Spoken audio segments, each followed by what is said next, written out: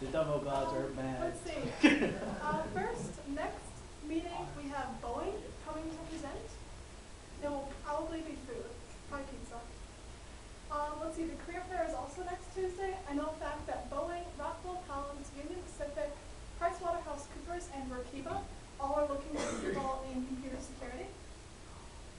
After this meeting is the Lab Jam and Hackerspace happening at the same time. If the Lab Jam's too much, we'll move out of 3043 down to a classroom on the first floor. If you want to do a presentation on just about anything, come talk to me or one of the other computer cabinet members. We would be more than happy to have you. And also, if there are any topics that you want to hear more about, any presentations that have been especially interesting, again, shoot us an email or come talk to us after the meeting.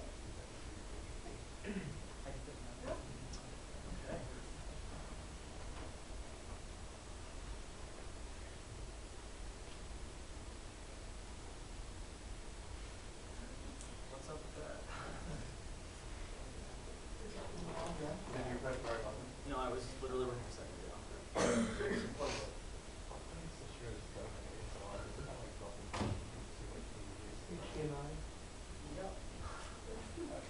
There we go. Okay. So, today I'm presenting on Metasploit. So let's have some fun. It's called The Wonders of Metasploit by Kino Kelly. Okay, what is Metasploit? It's essentially an all-in-one hacking tool in some ways. Whenever there's a new major vulnerability or exploit that is released into the wild, there's often a module for Metasploit developed that exploits this vulnerability. And it makes it easy to perform a lot of hacks because it's all scripted and all ready to go, so you just run a few commands and you're performing something that's quite complicated. It was created in 2003 by H.D. Moore, written in Perl originally, and then rewritten in Ruby in 2007. It was bought out by the company Rapid7 a few years ago, and it's still maintained as a community edition and a pro edition. One's pro, you can pay for it. So in Metasploit, there are two different things. There are exploits. Exploits are going to exploit a known vulnerability to gain access to a computer or a web app or something. And you have payloads, and the payloads are what are delivered to the target. You don't even have to exploit it. You can just give someone an exe file and they can run it. That's good enough as a payload for sometimes if someone's willing to do that. Things that are payloads are like shells or interpreters, which we'll get to later. You can think of it as almost like a rootkit or something that's shipped with other code. I didn't mean to say two. There's more than two. There's also auxiliary part things that are like Metasploit comes with some built-in scanners and fuzzers and other security tools to make it all kind of in one tool. So you can actually run Nmap from Metasploit. Nmap's a security scanning tool for open ports and services and stuff like that.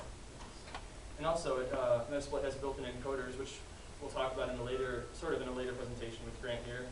They basically encode like a malicious executable through something like base64 in order to get it past antivirus. Because often antivirus will recognize the typical Metasploit payload because it's been seen before, it's well published. So that's often useful. Using MSF console, that's a command you use to start MSF console. Let me pull that up real fast. Didn't crash yet. Okay. This is what Metasploit looks like. There's a nice fancy banner that comes up when you start it. You can show everyone the same banner. How say Metasploit. You can search whatever you want, like search. Can anyone guess what operating system has the most exploits? Windows. Thank you. Search Windows. Oh, okay. That's not fun. But so in a few seconds, we'll get all the results relating to Windows, whether they are exploits or payloads or otherwise. We'll get a giant list of Windows exploits, as there are so many of them. Not to say there aren't many for Linux or other platforms, but if it's Windows, you know the deal. Using slow search, great.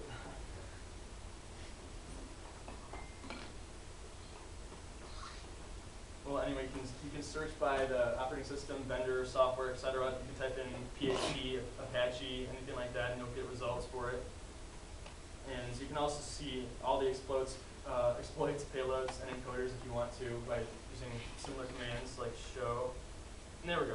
Here's all the Windows exploits and other things that come up. They're not all exploits, but they're all related to Windows. It's a giant list. So that's why we use Windows here. Yeah.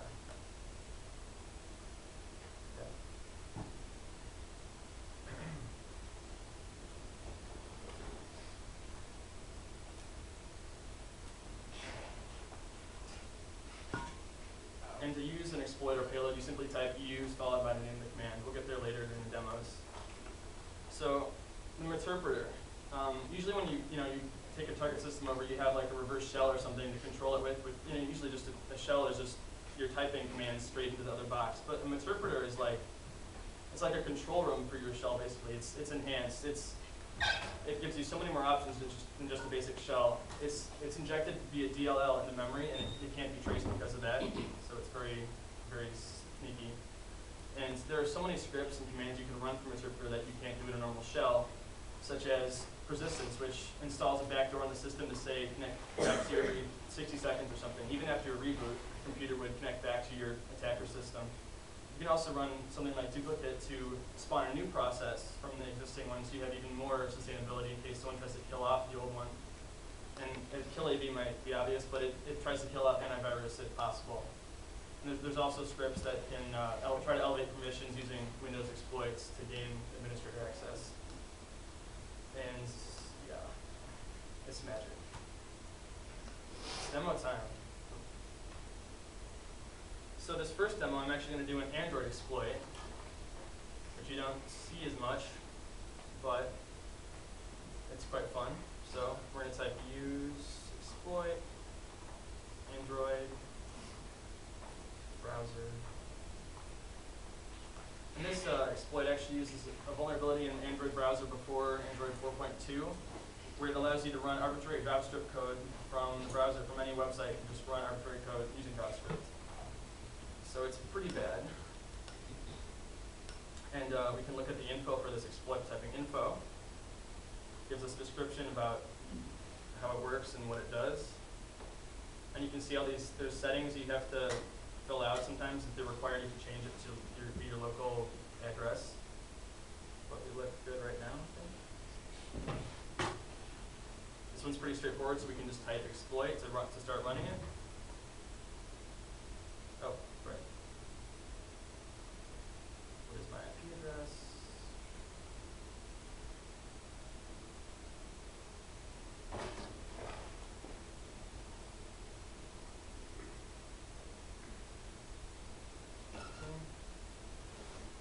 Okay.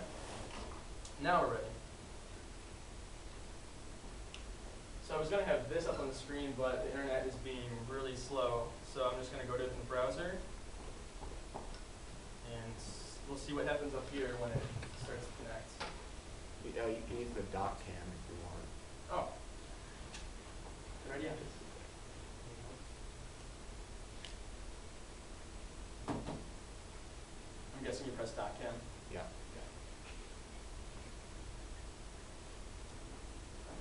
Might have to turn it on. Yeah, I got it.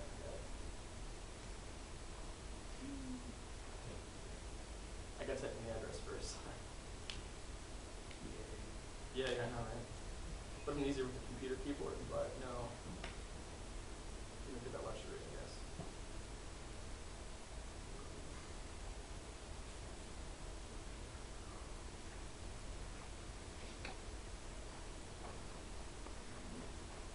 So, how about them bears?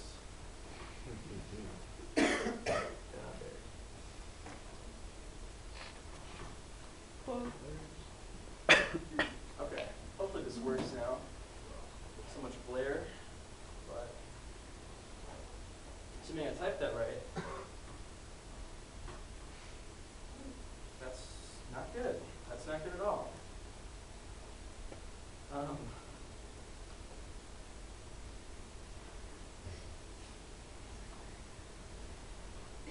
The demo guides are not being helpful right now, not at all. They have rejected your offer. Maybe sacrifice the goat.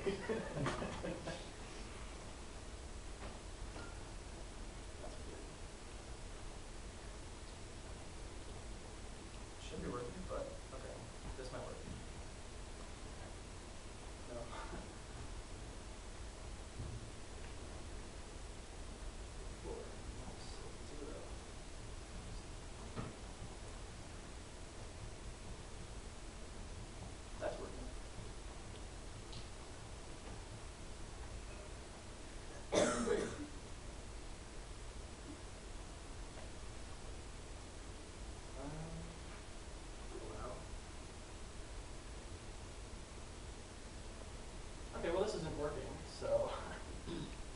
on to the next slide. But what would have happened is we would have had a remote shell on my tablet here, and we would have been able to manipulate it like any Linux device with any commands. I could have looked at my private files in the SD card, anything like that. And what's scary about this is if this device is rooted, which it is, I could also do worse things to it. Like I could type in SU and I could become root, and I could steal whatever I wanted. And there's also scripts in Interpreter that allow me to steal SMS history or contacts or call logs, stuff like that you wouldn't want being stolen. So that's pretty dangerous to have happen. And this is really bad, like this kind of vulnerability is because I could like I just said, I could steal contacts, SMS, data. I could try to get your account credentials for something or other. It's your phone. It's with you wherever you go. I can track it if I wanted to from here. I could use the camera, all that stuff. It's your phone. It's always with you. So essentially, the Android browser isn't in that version. It's not sandboxing the JVM, so it can access any arbitrary resource. So you can do anything you want with it, pretty much. Yeah. And people like to scan QR codes. Imagine if I put this, if it worked, if I put it up on a QR code and people just walked by and scanned it. I could infect tons of devices. Maybe not all of them would be running a vulnerable version, but still the chance is pretty high that someone would scan it with a low enough version of Android that it would work. And if you put something like, if you do social engineering and put like, free giveaway or something with this QR code, someone might actually scan it. And if you did try to scan this, it's just this, so no worries.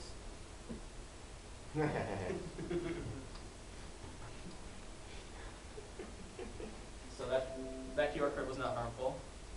So we got another demo. Hopefully this one works. Computer's all in memory. So this one we're going to actually target a Windows system. Surprise, surprise. Okay. So we're going to use exploit, Windows, file format. We're going to use vulnerability in Adobe Reader 9, which is kind of old now, but it's still present in a lot of, it's probably still present in a lot of corporate systems and people who don't update their Adobe, which is pretty common. And that's the thing with Metasploit. You kind of have to know exactly what you're targeting or who you're targeting, because you can't just fire off random exploits at someone. It's not going to work unless you know like what operating system they're running, what programs like Microsoft Office, Adobe, what browser they use.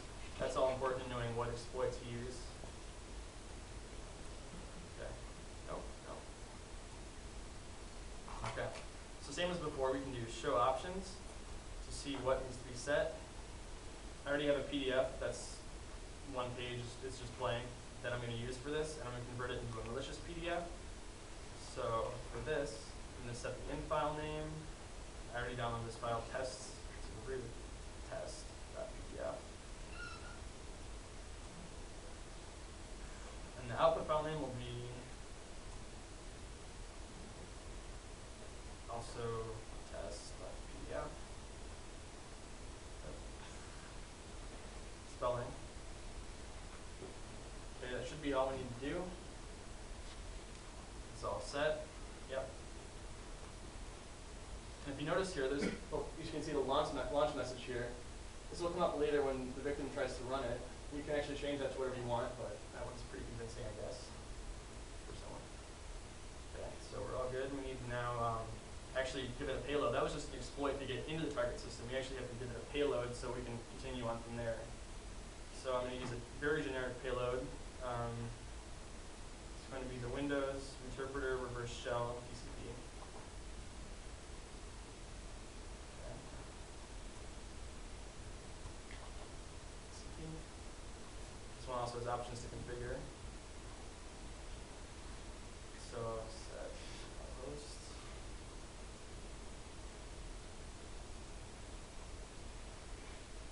That's it.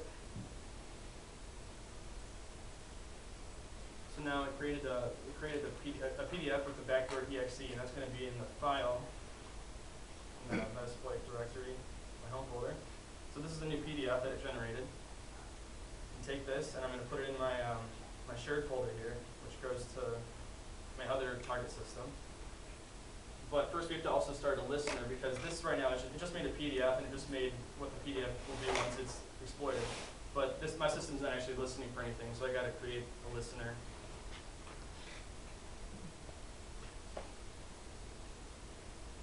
So we're going to use exploit multi-handler, which will listen for connections on the port I specified, and it will accept them. So I can have the interpreter show up. Okay. And I have to tell it we're using the same payload as before because it doesn't know that. So payload was Windows.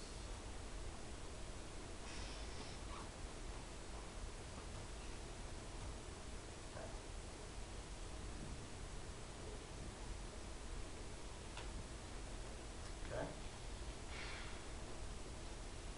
Oh. I think I didn't stop it. Yeah. Well.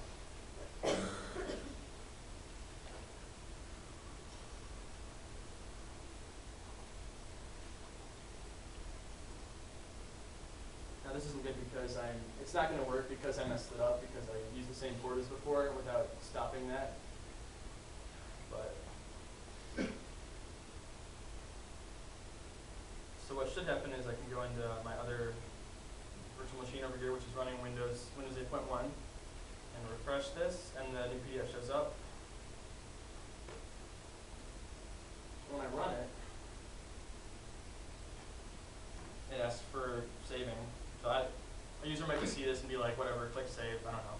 And then this comes up, and this is the message that showed up earlier. It tells the user to do not show this message again and press open, even though there's a warning up there that says it could launch malicious programs, macros, or viruses. But hopefully the user clicks open. That's what you want. And then command window just disappeared. How did this happen? And what would happen right now is in here, we'd see an incoming connection, and I'd be able to interact with it. But unfortunately, I broke it, and it would take too long for me to restart it right now. So that's not going to work. Both demos failed. Yay. The first one would have been cool, but apparently I can't type. So if that worked, we would have complete access to the Windows system as the standard user. Wouldn't be admin necessarily, but we can still do a lot of things and run some scripts to install a backdoor, install other software. I could install an annoying Clippy that pops up in the corner of your screen every 30 seconds if I wanted, anything like that.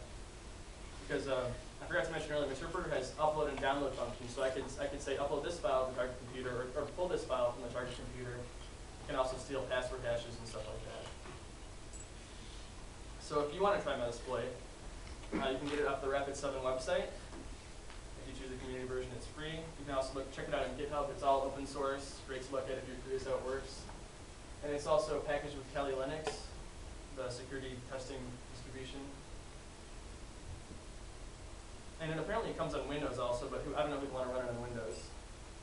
So what you should take away from this is keep your operating system and software up to date if you're too lazy to do it because you can get hurt otherwise. And obviously use good antivirus because it will pick up a lot of these attacks if they're not encoded a certain way. So it's a good defense, besides common sense. So, and for the reading, you can check out the slides later on my website if you'd like to see information. And that's it. Any questions?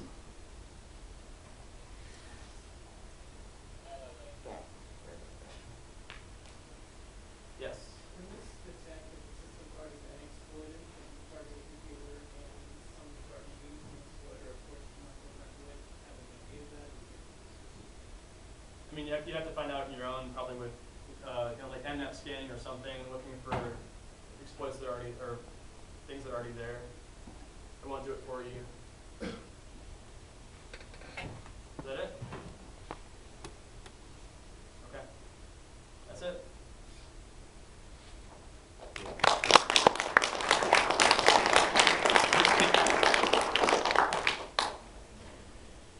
Who's next?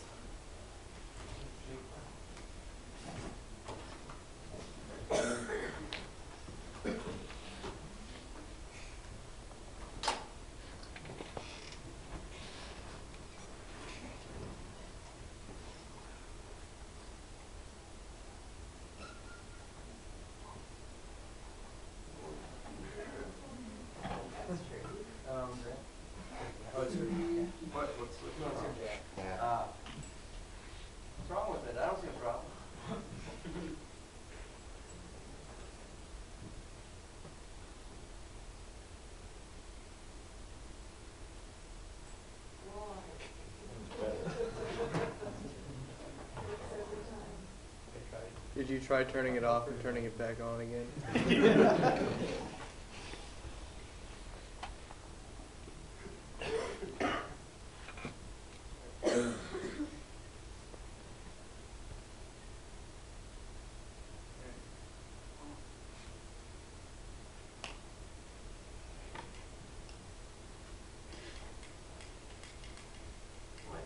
Starting the middle. So, my presentation is hardening viruses and generally how to get around antivirus. So let's go to the error little, what's a virus and how is it different than other computer threats that are out there? So the different types of threats are replicating threats, which include viruses, worms, and trojans, and then threats defined by behavior, which are spyware, adware, bot, and rootkits. And then there's scareware, which is basically to scare the user and do whatever they want, whatever the hacker wants.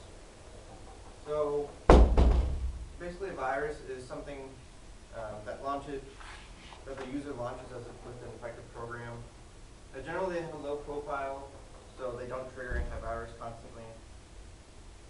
And eventually at a specified time they release their payload. Sometimes the virus sends data to other computers or uses all infected computers together for a denial of service attack. Now, what is not a virus? Worms and trojans are a virus. The main thing between a virus and a worm is that the users don't have to launch worms. They just run around like wild. And a trojan is basically a piece of code with a seemingly useful application. And it usually spreads by users who share it, which is how everything's shared on the internet. And there's adware, spyware, and rootkit. Basically, they're ads that type of ads that pop up, and they spy on you. Now, how hard is it to get a virus? There's 200 new viruses released every month, and 100,000 viruses released every year. Now, for my presentation, we're trying to get a virus to actually harden, and it's actually really hard to get a virus. And from Google, you can't just type "give me a virus, please," for free, and no one wants to give you a virus when you actually are looking for a virus. So this little diagram at the bottom kind of shows how a virus can get hardened and how antivirus works to protect you. So a virus is exposed, a security measure is released, attackers harden the virus, and a new threat is born.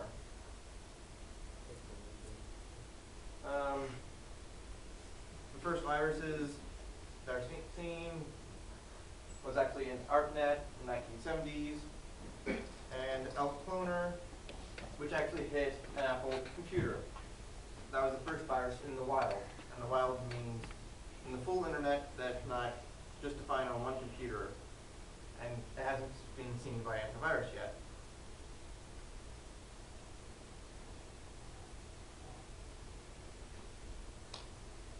Now, there's basically three main types of things you can do to harden a virus. There's base encoding, such as base encoding in 64, which is by far one of the best ways that you can actually encode a virus. You can expand the code, which I will show you how to do, and actually making the runtime longer, but not exactly using the same RAM. You just expand how long it actually takes to run the code. So I'm going to show you examples using Hello World from Java.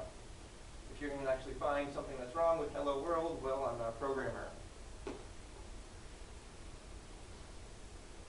So let's actually do our first demo.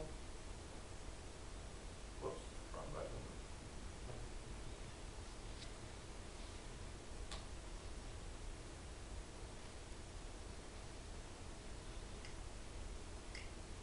So I actually have a source code to a virus, which is actually really amazing, and you can't see any of it, so it's not so amazing to you. Basically, this virus just goes in, and it turns off antivirus.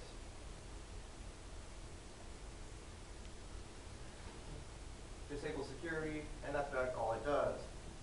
It doesn't have a payload, and truly isn't that dangerous. dangerous, but I'm not a mean person.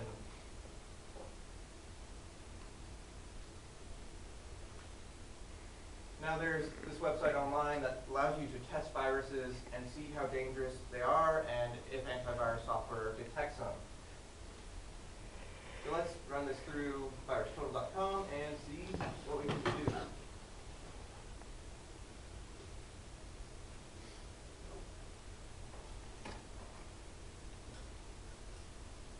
Test one. Actually, it was running this early in the day, so it remembers when the virus was running through.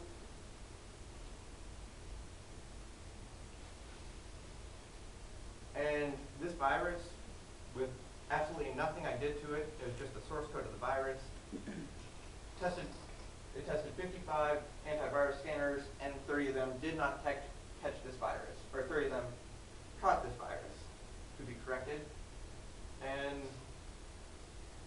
if it was caught, it gives a red line saying, oh no, this is dangerous, and it tells you why it's dangerous in different ways. And if an antivirus did not catch it, it gives a good thumbs up saying, this is good to be on my computer, there's nothing wrong with it. Which, let's see, any of you have any of these green dots? Malwarebytes, super anti-spyware, any of you guys have that? Don't tell So them. my virus would go straight to your computer and do whatever I want it to do. I wouldn't run it, but okay. Well, darn. Wouldn't take files. So now how to even make my virus more undetectable by an antivirus scanner.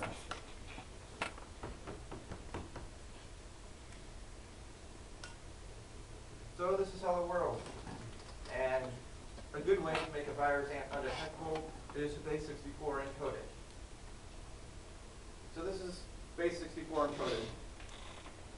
And basically it says there's a string that's encoding, and your first method is to decode it. And antivirus, this piece of code would already get through antivirus. It would be compiled and then ran. And antivirus would be none the wiser. The second way to actually change a virus source code to actually make it longer is string changing. So rather than print hello world in one sentence, you do a bunch of iterations of it. Now this usually is paired with something. It does not work too well when it's just by itself. So it could be paired with making the runtime longer. So you print the letter H, then wait 75 seconds and not do anything, and then print the letter E, wait some time. Antivirus doesn't catch on. Your virus might run 6 hours and do absolutely nothing, which is really great, because you would be none the wiser and slow down your computer. Now I expanded the piece of code I had earlier. So it's base64 coded, and it also has all the string concatenations and string expansions that would be needed to make it go. And you can actually use what Keen just presented on to actually base64 encode it and make it so that it's more undetectable. This is the whole code, base64 encoded, rather large. And at the bottom it just says decode it and then run. And it does wonders. Now let's see when we put this one through, what happens? Where's I can't see my mouse, which is great.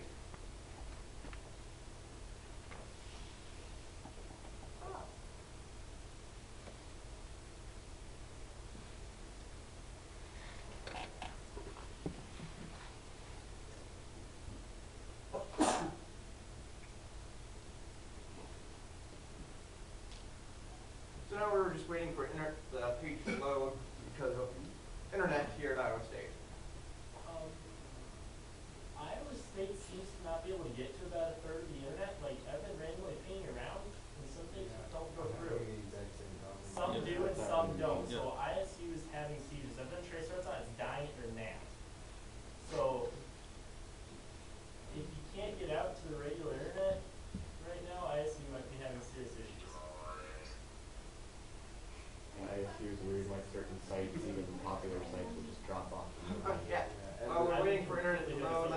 to source code. Is a major problem?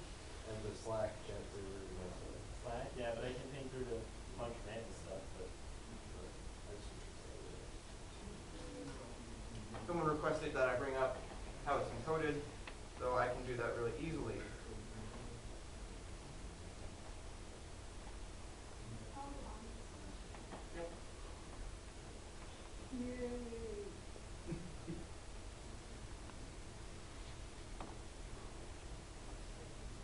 Also, I'd recommend using Firefox if you want to tolerate partial interconnection a little better than Chrome. Alright, we'll do. Chrome can't get to Google, it really tries.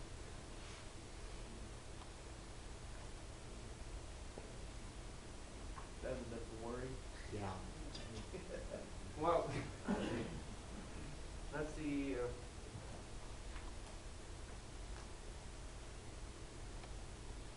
Well, Firefox isn't loading either, so I really pissed off the demo gods today somehow.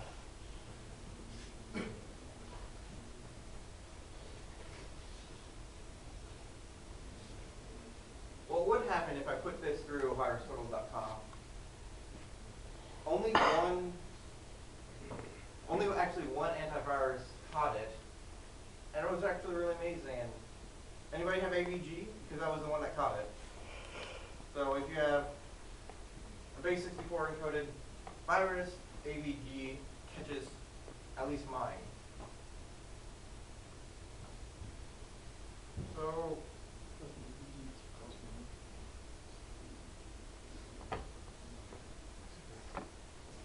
are there any major questions?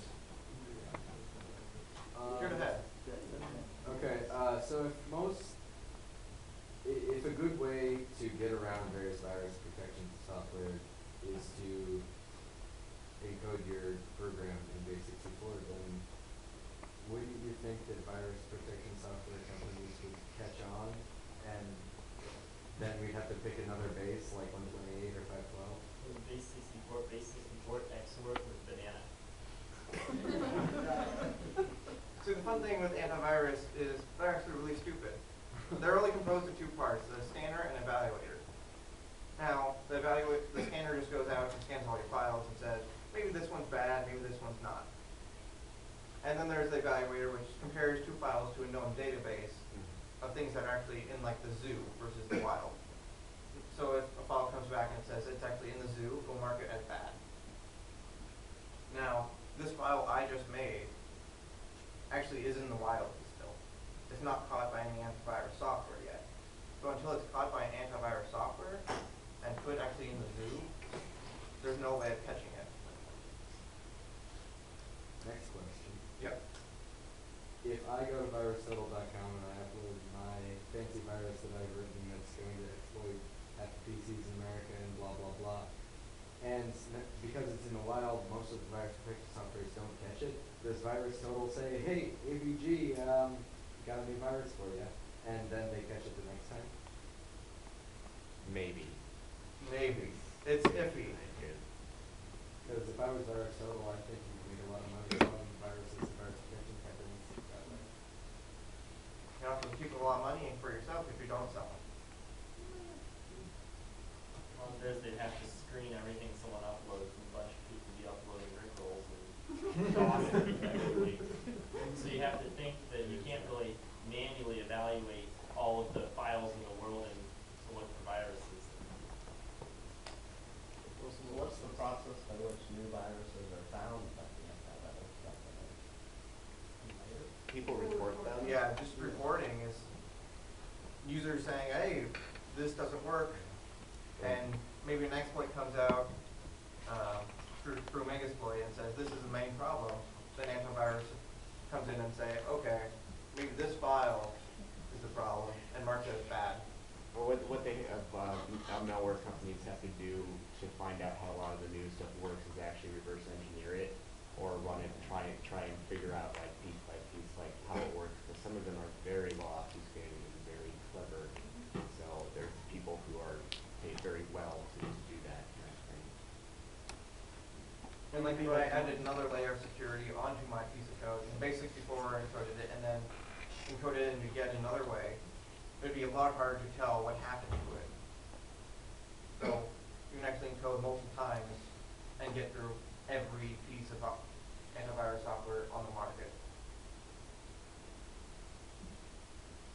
Any other questions?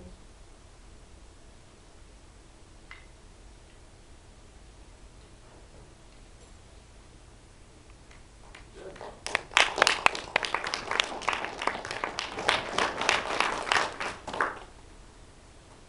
Alright, so I'm going over, oh no, do we not have HDMI? Okay. That would be very depressing. No, I'm in business. And yeah, Google Chrome is still not working for me. I blame my mistake. So. Just the laptop. Auxiliary. Doesn't work. Don't actually use this HDMI mode. Yeah, I Yep. use it.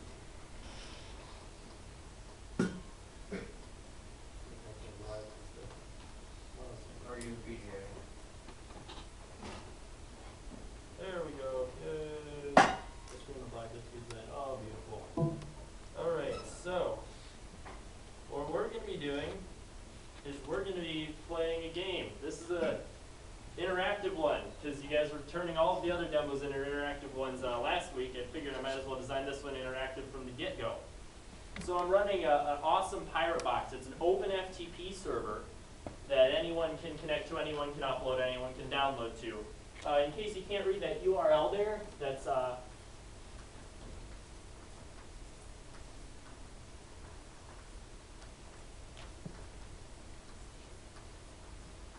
j-demo1.student.iastate.edu. I'd encourage anyone who feels like it to go in there and poke around and start seeing what you can get it to do. It's written in PHP, so it can do a lot of things that I haven't planned for, which will probably make it really fun. And just a word to the wise, if you guys are new to this whole deal, the best tool that you can probably install in your browser would be some sort of cookie editor, hint, hint, before we get started on this one. So, oh, and the other flip side of that is that demo.dreyhaus.me is mine. Don't trash that box, because that's what I'm going to be doing for the demo. So don't do that. Trash the other one, though. Whoever trashes it first gets a cookie or something. All right, so show of hands. Who knows anything about PHP? Okay, who's ever done something in PHP? All right, so every time you do this, do you die a little inside? Because I've done that like 24 times today, and I feel like a terrible person.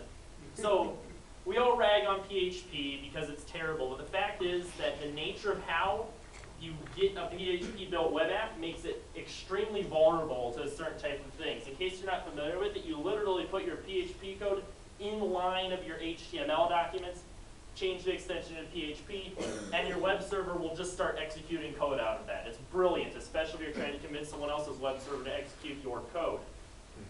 So the sort of class of vulnerabilities here is PHP injection, code injection, in particular remote file inclusion. Typically, if you're trying to pop a box, the holy grail is getting that box to execute your code. Then you can do anything, the box is yours. You just need to become root, and then you've got it. Well, with how PHP works and how it's literally just it loads a file and then executes out of it if that file happens to exist and someone asked for it, injecting code and getting code to be executed remotely simply becomes a matter of uploading the code and getting the web server to give it back to you. So this comes up a million different ways in the wild and in sort of lab simulation settings. Be it uploading a script and it doesn't check. Be it uploading an avatar image and it doesn't check that it's actually an image, and then you go to load it and hey, it just ran PHP. This is great.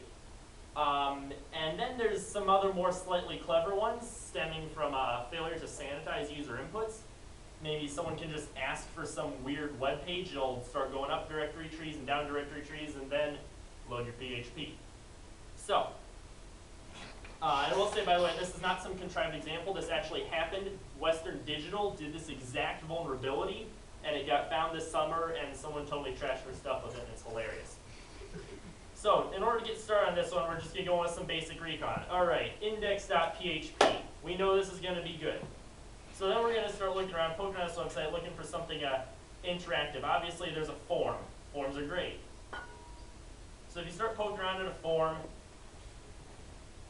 and, oh god, not used to Firefox's debugger.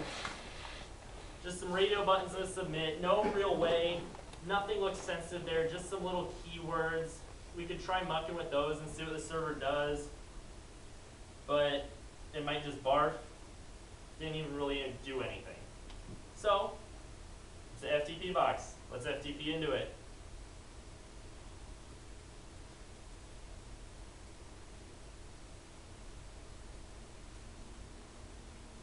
And see what we get there. So, as you're thinking this through, now you've got two attack surfaces. We have FTP, and we have the web server. Alright, so apparently we've got an upload here directory. Open uploads. Wonderful. We're done. It's Pirate Box. We can upload anything. Alright. We can get our code onto the server. We can put our PHP files on a server. That is easy. We got that done. Now we just need to get the web server to give them back to us. So, don't know much about this web server. Let's try to figure out what it's doing here. So we can change our language. Let's see what this accomplishes. Well, clearly it accomplishes changing our language. Now, oh crap, I don't have a cookie editor on Firefox. Please work Google Chrome. Google Chrome doesn't work. This is going to be frustrating. Yeah.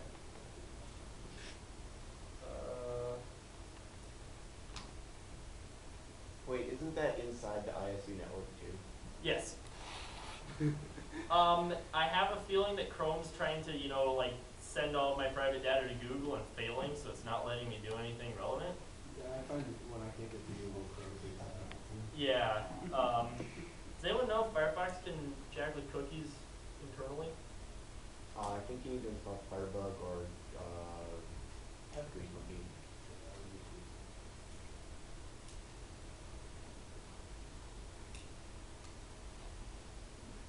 Is anyone actually playing along here? Show of hands. Couple people poking. Have you found anything good yet? Okay, so Grease Monkey will let me do my cookies. No, I think it's Firebug. There's Cookie Manager plus the Firefox. Yes, I have used that one before.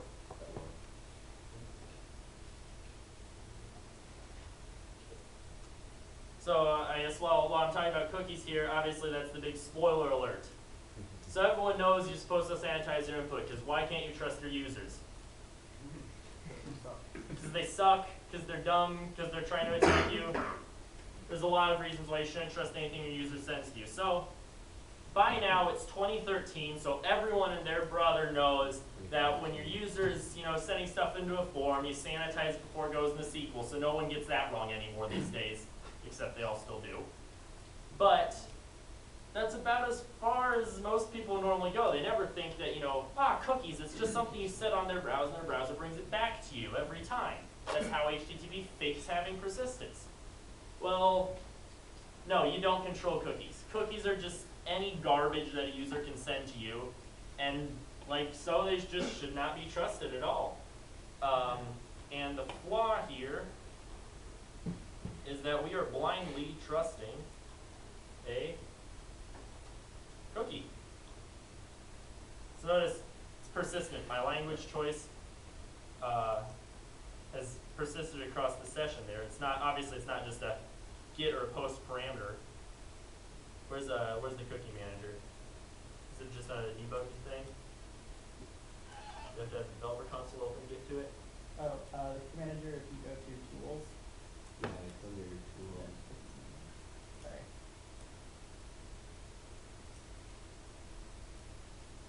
Here or?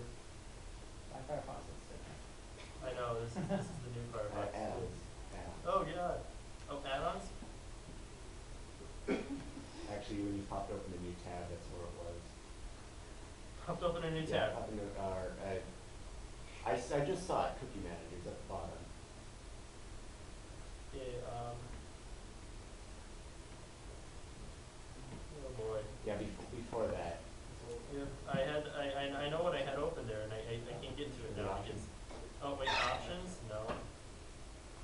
This isn't even what my Firefox looks like. Back. Developer developer, Is that here? Down the bottom. bottom left. No, okay, hit Alt and bring up your tools menu. Yeah. Alt. The little Firefox, yeah, there you go. Then hit tools at the top. Right, yep. There we go. Okay. I have not used Firefox in quite a while. So, there we go. All right, found the cookie. Sorry about that. We can all blame ISU's NAT. So, this cookie here is storing my language selection. But, that's a little bit of a telltale sign there. It's not just storing that as some parameter. It looks like it's storing 2f being a slash, a path to a PHP file. This is wonderful. So now, looking at that thinking, okay, so why is there a path to a PHP file? Well, it's probably just including that PHP file somewhere on the website. So, let's confirm that theory here. And then reload the page. We're back to English. So, oh no. Let's see if I remember how to get to it. Yeah, there we go. We're in business. So, alright, we know we can do that. Let's try something a little more creative. So we can change our language setting there. So let's see. Let's just try that out of the blue. Let's see if this is as bad as we think it is. Uh-oh. It is. The cookie is the path to a file that gets directly included. So this is great, and because it's running an open FTP server, let's just go ahead and drop something on it. Let's see if I remember what I called it.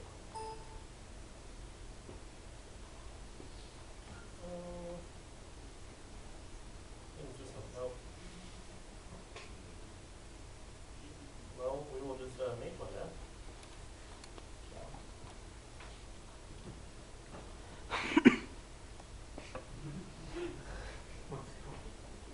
I don't know. No one knows. So anyway, so we'll just do everyone's favorite PHP injection test.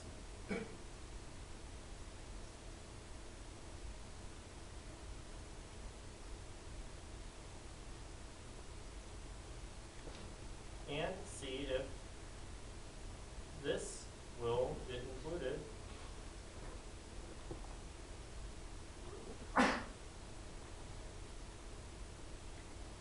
Obviously it should. If we can include Etsy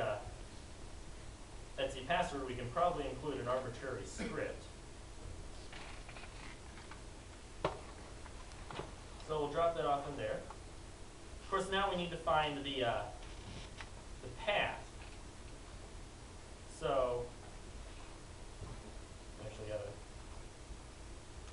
we don't know the root for FTP. We're still firing blind. Obviously, we can get to Etsy password. We can probably dump Etsy shadow if it's running as root. Maybe figure that out. And of course, I can't get out for my DNS request. Wonderful.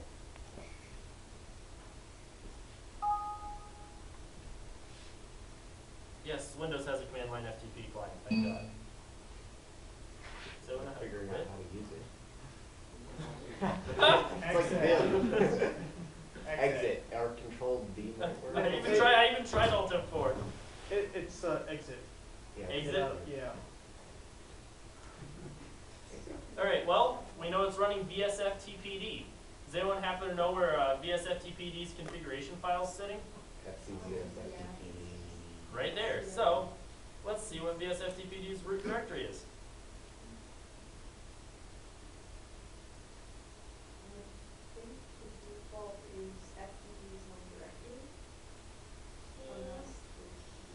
Well, that's not where the config is, so. There we go. That's it. Well, I think we know where the FTP root directory is. So we've got our test PHP in there. That means we're ready to go ahead and try executing some arbitrary code that we've dropped on this box.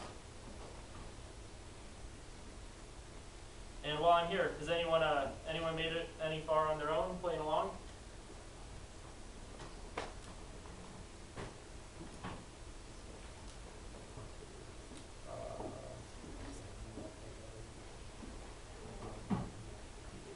Forgot the It actually went into the thing below. MEP is not a valid DLD. Oh no. Unexpected hack. Oh, I know what it is. Quotes. Darn. I fixed that too before everything went to hell. Well, we'll try something a little more interesting anyway. Obviously, we're trying to execute our arbitrary PHP code, so let's try something useful on the box. And then, oh, that's the broken Google Chrome.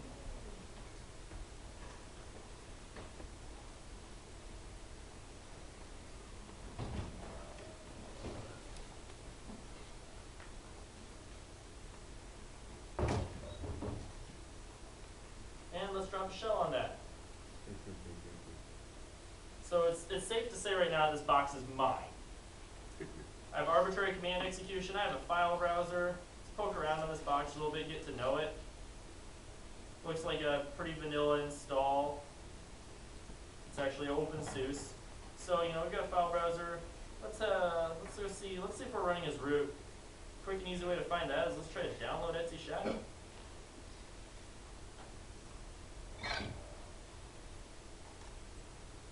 Unfortunately, did not give it to me, so I'm not running as root. So they did something right there. And that's basically it. So that's a basic walkthrough of how PHP remote file inclusion works. And in the wild exploit that this happened on, it was sort of released publicly at DEF CON 22 this year, is that Western Digital released their MyCloud. It's sort of a home network attached storage device. Very locked down, proprietary, lots of DRM on it too, because it can like stream Netflix and WD's proprietary answer to Netflix. And all in all, it's definitely not what you would consider an open device by any stretch of the terms.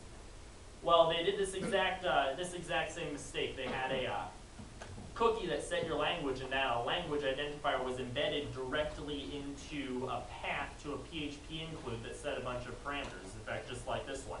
And well, that happened. C99 shell went up on the box, and persistent backdoor. Oh, the catch is the box also is running a SMB server because it's your wonderful home server.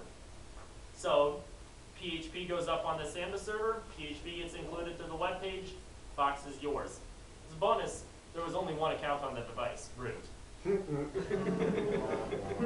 So I'll be running over some of this, some of the basic stuff here, what makes this possible in some ways to fix it, some critical configuration missteps that were made during setting up this demo box in the hackerspace afterwards. And if anyone's interested, I can also pull down this VM and distribute it, so you can see if you can run through this and also play around with it on your own.